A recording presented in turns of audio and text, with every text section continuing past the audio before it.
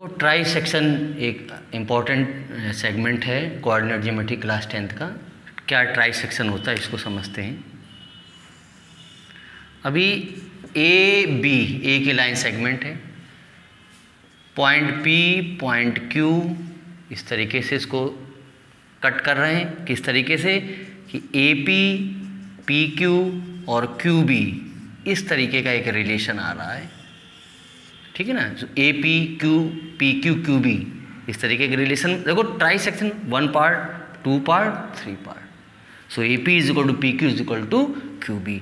अब हमें point P के अब हमें ये देखना है कि जो पॉइंट पी है वो लाइन सेगमेंट ए बी को किस रेशियो में डिवाइड करेगा, पॉइंट क्यू है वो लाइन सेगमेंट ए बी को किस रेशियो में डिवाइड करेगा। तो इसको हमें सीखना है। अभी हम बात कर रहे हैं पॉइंट पी की, तो ए पी बी की बात कर रहे हैं। सो हमें फाइंड करना है A P upon P B, इसका हमें रेशियो फाइंड करना है। ध्यान से देखो ज़रा, पी बी, ध्यान से देखो पी बी, क्या पी बी को हम P Q plus Q B लिख सकते हैं? आसानी से लिख सकते हैं, P Q plus Q B. P B आप ऐसे बनाए रखो, पी क्यू किसके इक्वल है? ए पी के, ए पी लिख दो। क्यू बी किसके इक्वल है? क्यू बी पी क्यू और पी क्यू है ए पी, तो यहाँ पर भी ए पी लिखा जा सकता है। ए पी 2 ए पी हो गए। ये आपका चल रहा था P B. So A P upon P B ये रेशियो आ गया 1/2। ध्यान से देखो ना। तो जब हम पॉइंट पी की बात करेंगे, यहाँ हम लिख देते हैं, जब पॉइंट पी की बात करेंगे तो रेशियो हमेशा आएगा, यहाँ लिख देते हैं। जब हम पॉइंट पी की बात करेंगे तो रेशियो हमेशा लिया जाएगा 1:2, यानी M1 1 होगा, M2 2 होगा। इतनी बात समझ में आ रही। अब हम बात करेंगे क्यू पॉइंट की। अब हम बात करते हैं क्यू पॉइंट की, तो इसको समझ लेते हैं। अब हमें रेशियो किसका निकालना है? ए क्यू और क्यू बी का रेशियो निकालना है। ए क्यू और क्यू बी, ठीक।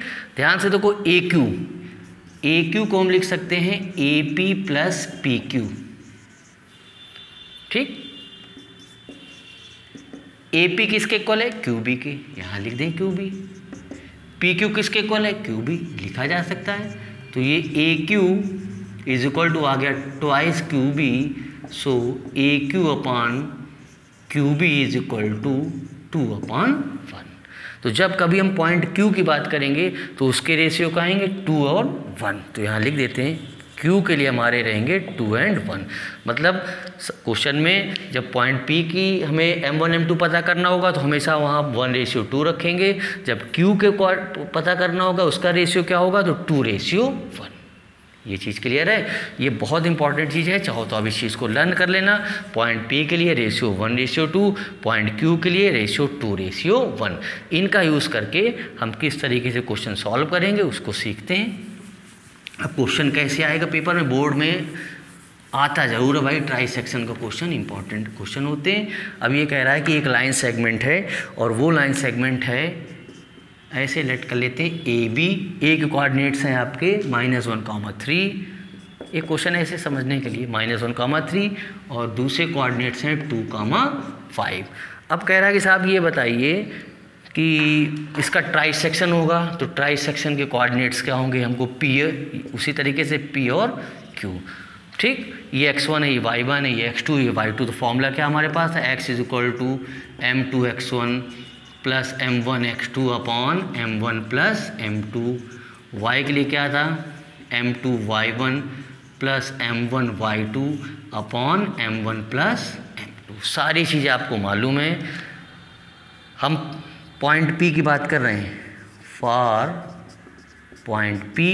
तो P के लिए हमारे पास M1 M2 क्या होंगे? 1:2। तो हम यहाँ लिख लेते हैं x1 कितना है, देखो ज़रा -1, x2 कितना है 2,